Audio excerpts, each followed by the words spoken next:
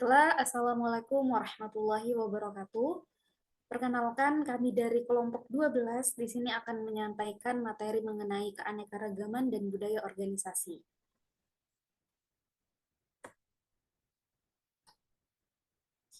Nah, di sini materi kami mengambil referensi dari buku yang berjudul Perilaku Organisasi dengan penulis Profesor Dr. Ahmad Sudiro, SEME, dengan referensi utama yaitu bab 12.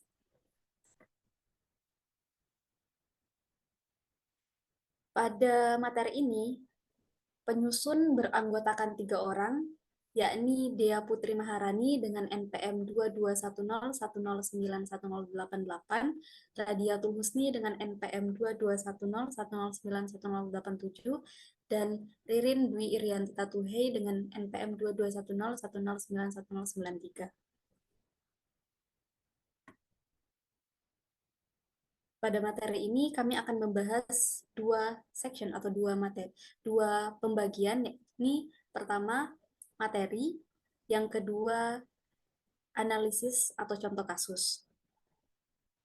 Baiklah, langsung saja untuk materi pertama akan disampaikan oleh rekan saya, Ririn Dwi Irianti Tatuhe. Dengan ini dipersilahkan. Baik, saya akan menjelaskan bagian pengertian budaya organisasi.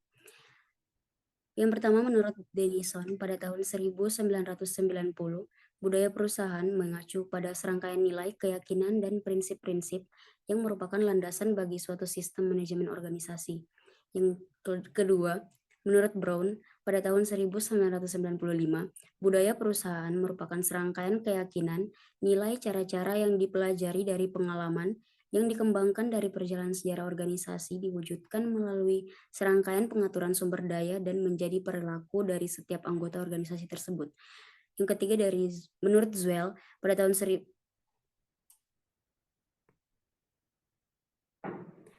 2000, budaya perusahaan merupakan jiwa dari sebuah organisasi yang dimanifestasikan ke seluruh jenjang organisasi dan diwariskan dari generasi ke generasi karyawan, meliputi serangkaian keyakinan, perilaku, nilai, tujuan, teknologi, dan pengalaman dari setiap anggota organisasi.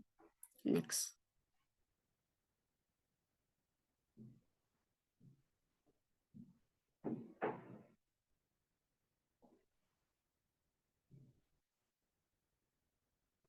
Kemudian fungsi budaya organisasi ada 5, yaitu yang pertama, menciptakan pembedaan yang jelas antara satu organisasi dengan yang lain. Yang kedua, membawa suatu rasa identitas bagian anggota-anggota organisasi. Yang ketiga, mempermudah timbulnya komitmen pada sesuatu yang lebih luas daripada kepentingan diri individual seseorang.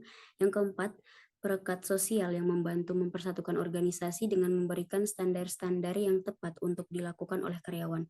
Dan yang kelima, mekanisme pembuatan makna dan kendali yang memandu dan membentuk sikap serta perilaku karyawan. Next.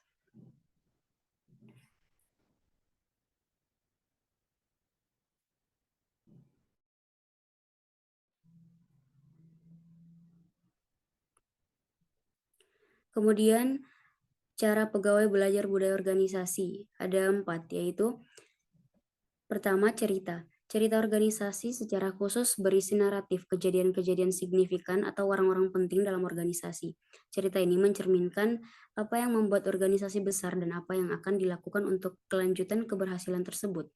Yang kedua, ritual. Ritual korporat adalah rangkaian aktivitas berulang-ulang yang mengekspresikan dan memperkuat nilai organisasi, apa tujuan yang paling penting dan mana orang-orang yang penting.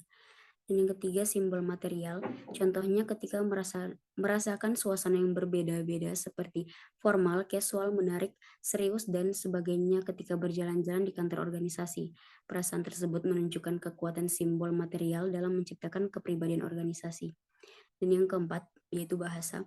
Banyak organisasi menggunakan bahasa sebagai cara untuk mengidentifikasi anggota organisasi.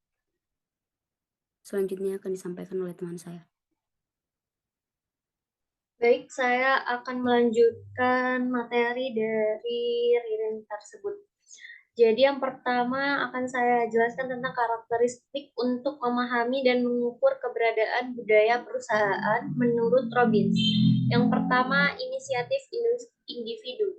Ini tentang tingkat tanggung jawab, kebebasan, dan kemandirian yang dimiliki individu atau anggota organisasi. Lalu yang kedua, toleransi resiko. Ini tentang tingkat pengambilan risiko, inovasi, dan keberanian pimpinan organisasi maupun anggota organisasi. Yang ketiga, arahan. Ini tentang kemampuan perusahaan dalam menciptakan kreasi terhadap sasaran dan harapan kerja. Yang keempat, integrasi. Ini tentang kemampuan perusahaan dalam melakukan koordinasi seluruh unit menjadi satu kesatuan. Yang kelima, dukungan manajemen. Ini tentang kemampuan manajer dalam proses komunikasi, pembimbingan, dan memberi dukungan pada bawahan. Nah, selanjutnya yang keenam, ya ini kontrol. Ini mengenai seberapa besar aturan, arahan, supervisi, maupun mengontrol perilaku kerja. Yang ketujuh, identitas. Maksudnya seberapa kuat jati diri sosial perusahaan dalam diri karyawan. Yang kedelapan, sistem imbalan. Maksudnya sejauh mana alokasi imbalan didasarkan atas kinerja. Lalu yang ke-9 ada toleransi konflik. Ini kesempatan karyawan untuk mengungkapkan konflik secara terbuka. Yang ke-10 pola komunikasi. Ini mengenai seberapa jauh komunikasi yang dibangun organisasi membatasi hierarki secara formal. Selanjutnya, mengenai macam-macam budaya organisasi. Yang pertama ada budaya keluarga. Merupakan sebuah budaya yang dikarakteristikkan oleh penekanan kuat terhadap hierarki dan orientasi orang. Yang kedua, budaya dipandu misili adalah budaya yang dikarakteristikkan oleh penekanan yang kuat terhadap keadilan di tempat kerja dan berorientasi kepada tugas. Yang ketiga ada macam budaya menara Eiffel yang merupakan budaya yang dikarakteristikkan oleh penekanan yang kuat terhadap hierarki dan orientasi tugas. Yang terakhir budaya inkubator adalah budaya yang dikarakteristikkan oleh penekanan yang kuat terhadap keadilan dan berorientasi kepada orang. Selanjutnya, nah, berikut langkah-langkah memperkuat budaya organisasi. Yang pertama, memantapkan nilai-nilai dasar budaya organisasi pada seluruh anggota. Lalu melakukan pembinaan terhadap anggota organisasi untuk meningkatkan komitmen. Memberikan contoh atau teladan, membuat acara-acara rutinitas, memberikan penilaian dan penghargaan kepada anggota organisasi, lalu tanggap terhadap masalah eksternal dan internal, yang terakhir menjaga koordinasi dan kontrol organisasi.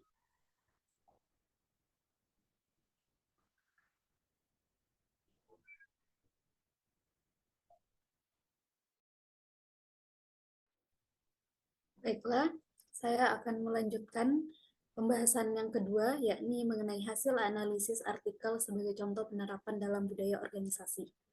Di sini kami mengambil contoh dari artikel yang berjudul Pengaruh Budaya Organisasi dalam Menciptakan Perkembangan Organisasi yang ditulis oleh Ishika Ramadhani Putri dan Ningrum Fauzia Yusuf dari instansi Universitas Islam Negeri Sunan Gunung Jati, Bandung.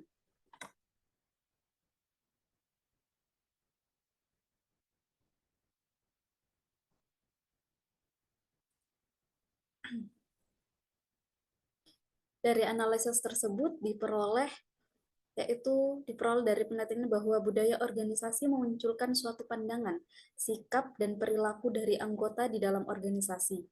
Jika nilai budaya dapat membawa sikap, pandangan, dan perilaku ke arah yang positif, akan mempengaruhi hasil yang akan didapat bagi organisasi.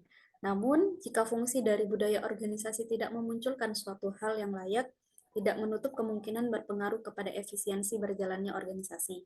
Menurut Hasana dan Aimah tahun 2018, dilihat dari bentuk suatu organisasi yang memiliki budaya yang kuat, akan mengikat orang-orang dalam organisasi untuk menjadi lebih produktif. Karena itulah budaya organisasi mampu mempengaruhi inovasi dan mampu menggerakkan orang-orang dalam melaksanakan tugasnya. Kaitan dengan pengembangan organisasi yakni didukung dengan pendapat Wirawan tahun 2007. Beliau mengatakan dengan adanya budaya organisasi yang kondusif akan timbul rasa puas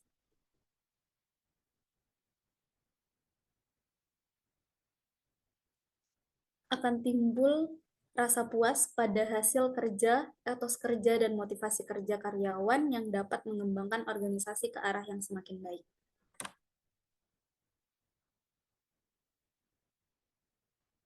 Nah, di sini sebagai kesimpulan dari kelompok kami, yakni budaya organisasi merupakan suatu sistem nilai-nilai yang dianut bersama atau apa yang dianggap penting dan seperangkat kepercayaan atau bagaimana segala sesuatu berjalan yang berkaitan dengan para anggota organisasi, struktur organisasi, dan sistem pengendalian untuk menghasilkan norma perilaku atau cara melakukan segala sesuatu di dalam organisasi. Organisasi dengan yang lain membantu pembuatan makna dan dikendalikan dan kendali yang memandu dan membentuk sikap kerja serta perilaku karyawan dengan memberikan standar-standar yang tepat untuk dilakukan oleh karyawan, sehingga membentuk komitmen yang tinggi antara anggota atau karyawan terhadap perusahaan atau organisasi. Secara tidak langsung, budaya organisasi dapat mempengaruhi kesuksesan atau pengembangan suatu organisasi dengan catatan budaya yang terbentuk itu positif. Budaya yang positif itu harus dipahami dan diterapkan oleh pegawai baik dalam perilaku, sikap, dan pandangan agar mereka paham dan menjadikannya sebagai suatu pedoman untuk bekerja sehari-hari dengan berperilaku positif dalam menyelesaikan pekerjaannya. Individu yang produktif dan berorientasi mewujudkan tujuan organisasi membantu pengembangan organisasi ke arah yang lebih baik.